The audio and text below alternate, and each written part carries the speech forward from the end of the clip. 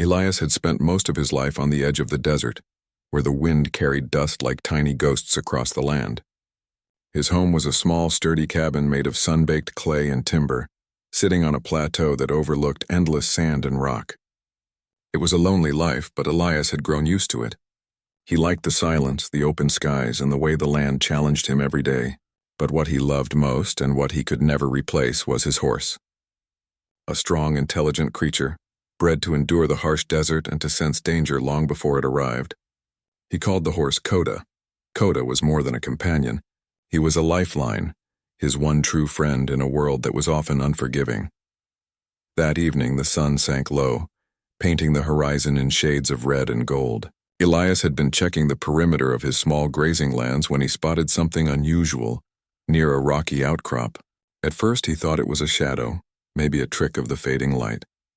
But as he rode closer, his sharp eyes made out the outline of a person lying on the ground. When he arrived, he saw a young girl, not more than 15 or 16, with dark hair tangled and covered in dust.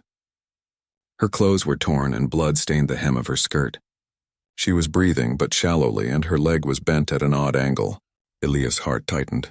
It was not often that anyone wandered this far into the desert, and certainly not someone alone. Without hesitation, he dismounted and knelt beside her. "Can you hear me?"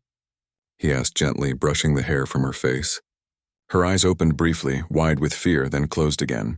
Elias noticed the deep cut along her leg. It was bleeding more than he had first thought. She was in trouble, and the desert would not forgive mistakes. He carefully lifted her into his arms.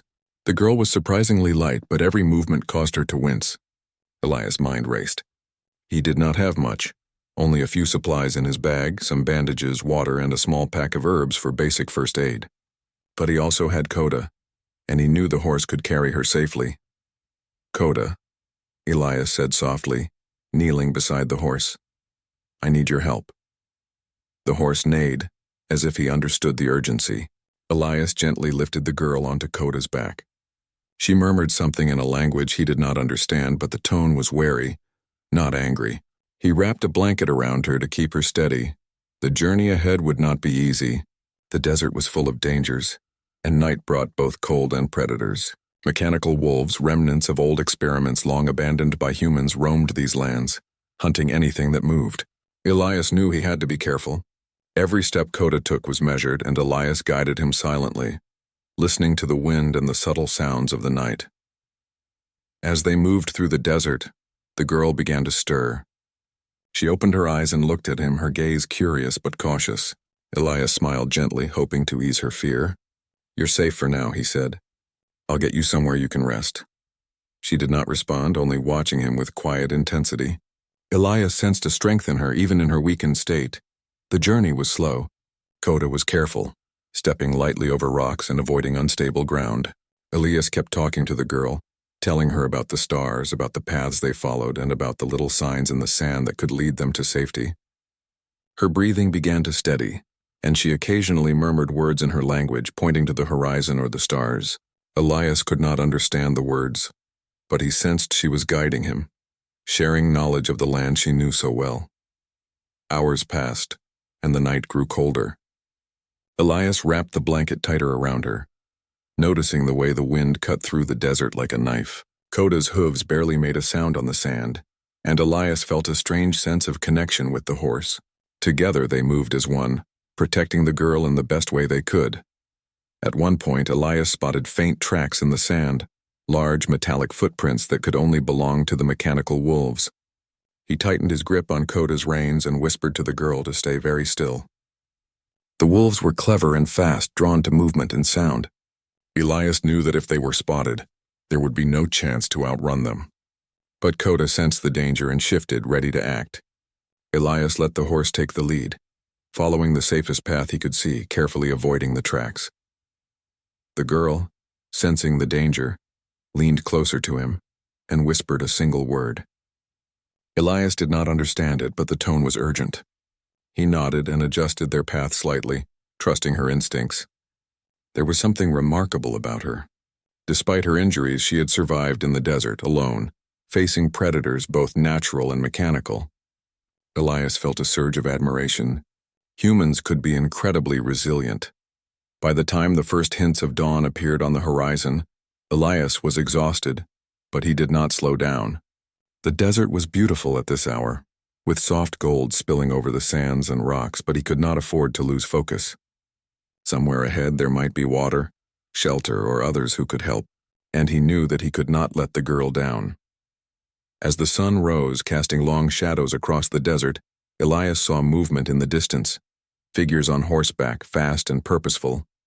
He tensed, unsure if they were friend or foe. His grip on Koda's reins tightened and the horse responded, muscles coiling, ready to run or defend. The girl stirred slightly, alert now, and looked toward the approaching riders. Elias whispered to her, "Don't be afraid. We'll handle this together."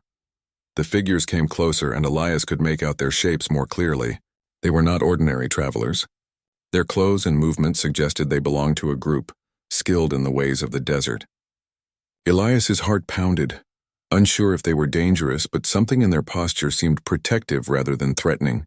The girl's eyes widened with recognition, and she murmured again in her language. Elias could not understand, but he realized that these figures might be connected to her. Elias glanced down at Koda. The horse was tired, but he trusted him. Together they had crossed difficult terrain, avoided deadly predators, and protected the girl through the long, cold night. He felt a sense of pride mixed with concern. Whatever awaited them with the approaching riders, he had done everything he could to help this young girl. As they drew closer, the figures slowed. They were a small band of women, agile and confident, and their eyes were sharp. They scanned the area quickly, then locked onto Elias and the girl. One of them spoke, and though Elias could not understand the words, the tone was warm, almost relieved. The girl looked at Elias, her lips curling in a small smile. Elias realized that he had done the right thing. His horse, his last and most treasured companion, had carried him and this girl through the night, keeping her safe. And now perhaps there would be help, there would be understanding, and the girl would not be alone anymore. He took a deep breath, feeling the weight of exhaustion, but also a deep satisfaction. The desert was vast and harsh, but in moments like these, humanity, courage, compassion, and trust could shine brighter than the rising sun. Elias knew that this was only the beginning of a larger story, one that would test his bravery and the strength of those he now met. But for now, he had done his part, and in the quiet of the desert, with the morning light spreading across the sand, he allowed himself a rare moment of hope. The girl shifted slightly on Koda's back, no longer in pain, and looked toward her sisters with relief. Elias patted Koda gently, whispering thanks for his steadfast help. The first rays of sunlight stretched across the horizon, signaling a new day. And with it, a new chapter for the young girl, her sisters, and the man who had offered his last horse to save her. As the sun climbed higher, painting the desert with warm light, the small band of riders slowed and came to a stop a few yards away from Elias and the girl. Elias kept Koda steady, sensing the importance of this meeting. The girl, whose name he now knew was Luyu, looked toward the riders with a mixture of relief and pride. They were her sisters, and from the careful way they moved and the intelligence in their eyes, it was clear they were skilled, capable, and protective. The eldest of the sisters approached cautiously, scanning Elias with careful eyes. Elias noticed that their eyes were sharp, full of awareness but not hostility. Luyu began speaking softly in her own language, her tone filled with reassurance. Elias could not understand the words, but he could feel the gratitude and relief in her voice. The eldest sister nodded, and the tension in the group eased. Elias dismounted, gently helping Luyu down from Koda. The horse nickered softly, sensing the change in energy around them. The sisters stepped closer, circling Luyu to make sure she was unharmed.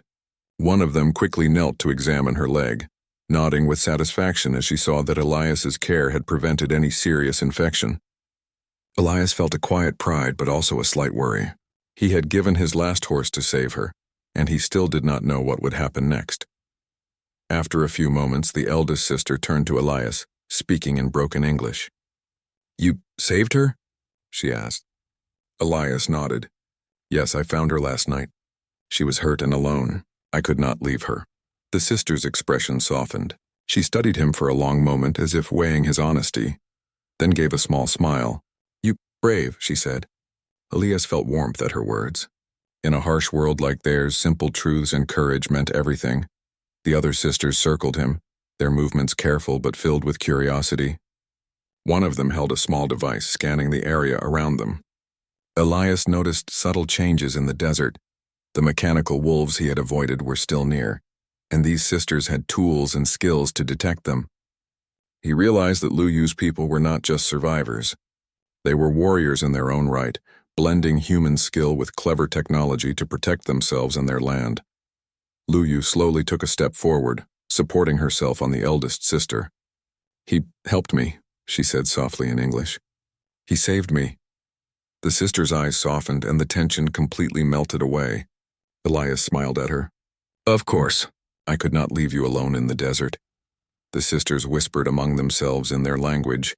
Then the eldest turned back to Elias. "You, come with us," she said. "Safe, with family." Elias hesitated.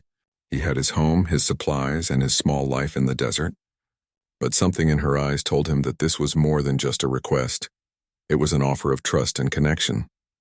He nodded slowly. "I will follow," he said. Coda neighed softly, as if understanding the new journey ahead. The sisters led them through a narrow canyon, careful to avoid the open areas where predators might strike. Lu Yu walked with careful steps, leaning on her sisters, but Elias noticed her strength returning. Her determination was remarkable, and he admired how quickly she seemed to trust him despite their brief encounter. Along the way, the sisters shared glimpses of their knowledge. They pointed out safe paths, hidden water sources, and subtle signs of danger in the sand. Elias listened intently, learning from them as much as he had taught them through his actions the night before. As they walked, Elias began to understand more about these people. They were connected to the land in ways he could not fully grasp, able to read the desert as if it were a living map. They were careful with their movements, quiet but aware, blending technology and tradition seamlessly. Even their clothing, designed for the desert, was functional and clever, allowing them to move quickly and safely. Elias realized that bravery came in many forms, and these sisters embodied it in ways that impressed him deeply. Suddenly, one of the sisters froze and pointed toward the horizon. Elias followed her gaze and saw movement, mechanical wolves prowling a nearby ridge. Elias's heart quickened. These were the creatures he had avoided last night, and now they were closer to the sisters' village. The eldest sister whispered instructions to the others, moving with a fluid confidence that reminded Elias of Coda's silent strength. The wolves seemed unaware of the humans' presence, but Elias knew their attention could shift at any moment. The sisters, led by the eldest, quickly formed a plan. They would draw the wolves away from the village, using traps and clever paths to guide them into a safe distance. Elias watched in awe as they moved, each sister knowing exactly what to do, communicating without words, relying on instinct and training. He felt both respect and humility, realizing how much humans could achieve when they worked together with trust and skill. Elias offered what help he could. He used Coda to block paths, guide movements, and even distract a mechanical wolf when necessary. The horse's strength and intelligence, combined with Elias's courage, became part of the sisters' plan. The teamwork was remarkable. Predators that could have been deadly were now being carefully managed, showing the power of unity and human ingenuity. After several tense hours, the threat was neutralized. The mechanical wolves retreated, guided away from the village and into traps that the sisters had prepared. Elias felt relief flood through him. The sisters' plan had worked perfectly, and Lu Yu was safe. He patted Coda, grateful for the horse's endurance and loyalty. The sisters smiled at him, clearly impressed by his courage and willingness to help without hesitation. As the group continued toward their village, Elias noticed the subtle bond forming between them. Lu Yu held his hand briefly, a quiet gesture of trust. The sisters spoke softly to him, explaining their ways, their responsibilities, and the challenges they faced protecting their people.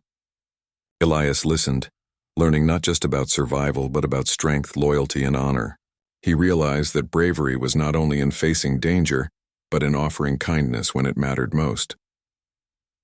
By midday, the village came into view, nestled in a small valley surrounded by protective cliffs.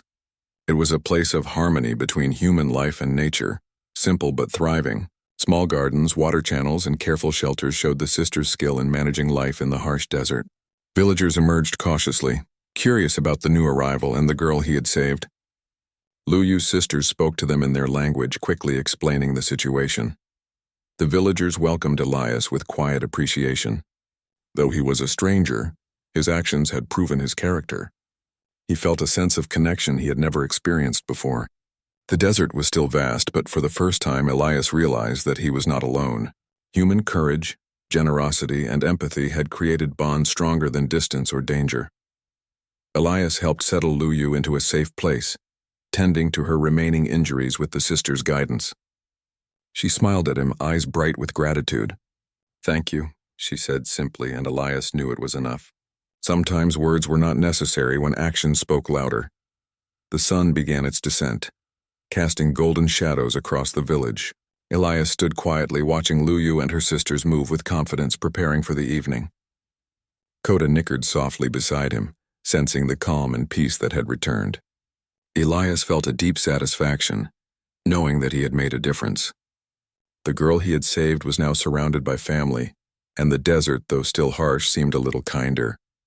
As night fell, the village glowed with small fires, signaling life and safety. Elias sat near one of the fires, reflecting on the events of the past day. He realized that bravery was not just about facing danger.